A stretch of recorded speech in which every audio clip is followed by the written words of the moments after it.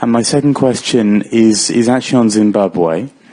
We noted that there was a decision today to slightly lighten the existing sanctions on Zimbabwe. Slightly, 2 people were taken off a list of suspended sanctions. There was a lot of concern about events in January and a crackdown on protesters in which a number of people were killed and many, many people injured.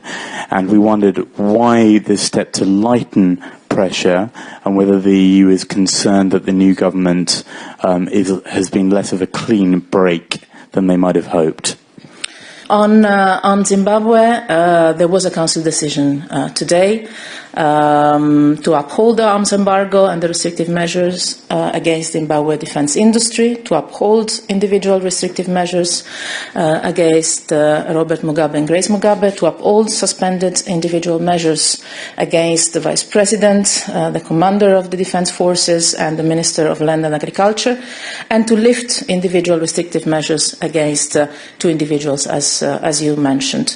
And this decision was taken in light of our objective, which is to encourage a commitment to uphold the rule of law and human rights as set out in Zimbabwe's constitution.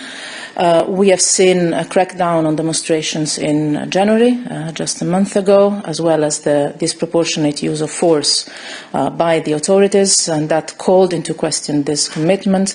Now the key question is whether to understand whether the old system has been dismantled, definitely, or if it remains in place under a different leadership.